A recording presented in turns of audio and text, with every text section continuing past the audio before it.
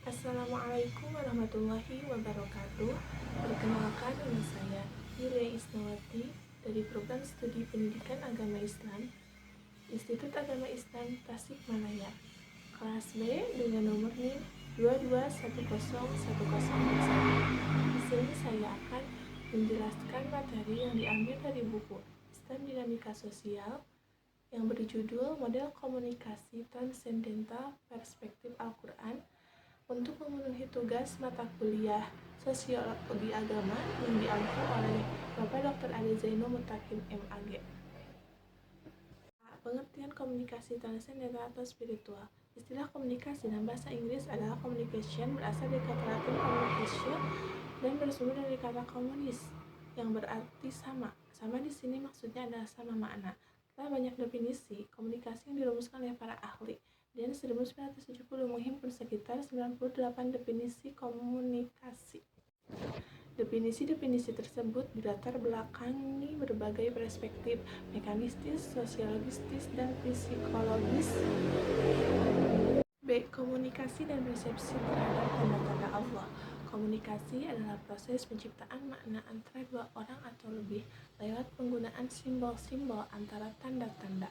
Keberhasilan atau efektivitas komunikasi berbanding lurus dengan derajat kesamaan atau kesesuaian makna yang tercipta di antara para pesertanya. Komunikasi efektif bila makna yang tercipta relatif sama atau bila hasil komunikasinya relatif sesuai dengan yang diinginkan partisipan atau komunikator.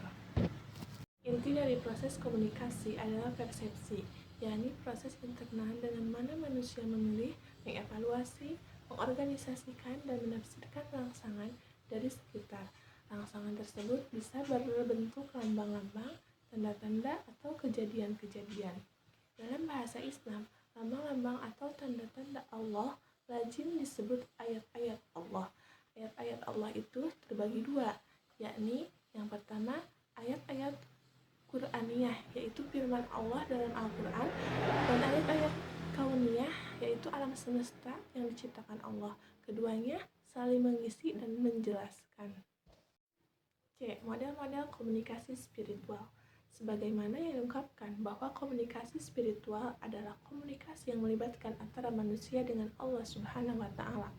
Maka dengan demikian, model-model komunikasi yang dibangun tersebut dibagi menjadi beberapa bagian, yakni yang pertama yaitu doa. Kata doa dalam bahasa Arab adalah doa, yakni itu adalah bentuk masdar dari fi'il yang berarti kata kerja doa. Sedangkan Ibnu Hajar, kata doa sebenarnya adalah bentuk qasru atau singkat dari kata al-dawa. Abu Al-Qasim Al-Qushairi dalam Syarah Al-Asma Al-Husna sebagaimana dikutip oleh Ibnu Hajar berpendapat bahwa doa memiliki banyak arti dan masing-masing arti tersebut mempunyai makna tertentu. Pertama, dengan makna ibadah, kedua dengan makna istighosah, ketiga dengan makna permintaan, keempat dengan makna memuji, kelima dengan makna percakapan, dan keenam dengan makna memanggil. Yang kedua yaitu zikir. Zikir secara sederhana berarti ingat. Ia adalah ingat dengan hati dan ingat dengan lidah. Ingat dari kelupaan dan tidak kelupaan, serta sikap selalu menjaga sesuatu dengan ingatan. Zikir sebagai ingat dengan hati dan lidah kepada Allah. Zikir adalah mengingat Allah dengan kontemplasi atau tadabbur ke dalam pikiran, ilmu, dan akal budi. Zikirnya manusia kepada Allah adalah merupakan suatu model komunikasi hati pikiran atau spiritual transendental antara makhluk dengan Khaliknya. Yang ketiga yaitu isti'anah. Isti'anah secara bahasa berarti setiap perilaku yang berisikan permohonan, perlindungan, penghindaran terhadap tidak sesuatu yang diperintahkan. Sedangkan menurut istilah, isti'anah memiliki arti melakukan dan menjadikan sabar dan sholat dalam menghadapi setiap problem kehidupan dalam rangka ibadah kepada Allah Subhanahu wa Ta'ala. Yang keempat yaitu istighosah.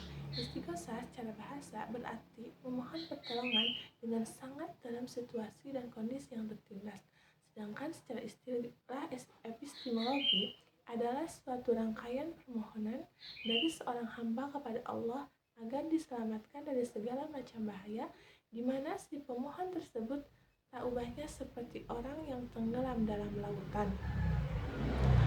Dengan demikian, makna istighosah adalah doa atau permohonan supaya orang tidak tenggelam dalam keterpurukan dan ketertindasan dalam situasi dan kondisi yang sangat terdesak. Yang kelima yaitu munajat. Munajat adalah melakukan ibadah baik dalam bentuk perbuatan, ucapan maupun doa dengan sepenuh hati, khusyuk dan tawadu, dengan suara yang lembut sehingga terasa dekat sekali kepada Allah Subhanahu wa Ta'ala, untuk mengharap keridhaan, ampunan, hidayah, dan pertolongannya untuk keselamatan hidup. Cara bermunajat adalah dengan memusatkan konsentrasi dan mengosongkan hati sehingga yang ada hanya perasaan selalu dekat kepada Allah Subhanahu wa Ta'ala dengan sedekat-dekatnya. Yang terakhir, yang keenam, yaitu isti'adzah. Secara bahasa atau lugawi, lafal isti'adzah artinya adalah upaya melindungi sesuatu dari sesuatu, baik berupa ucapan maupun tindakan. Sedangkan menurut istilah epistemologi, doa isti'adzah diartikan sebagai sebuah untuk menyebut sekumpulan redaksi doa yang berisikan permohonan perlindungan kepada Allah Subhanahu wa Ta'ala dari sesuatu yang tidak diinginkan, terutama sesuatu yang akan membahayakan bagi permohonan.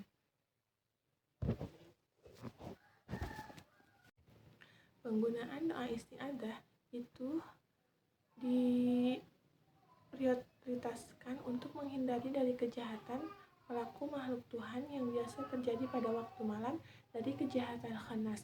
Khanas adalah kegiatan wiswas atau transformasi energi yang dilakukan oleh para transformator kejahatan dari jin kafir dan manusia fasik serta kafir. Sekian materi dari saya. Mohon maaf bila banyak kesalahan dan kekurangan. Ditutup dengan doa, billahi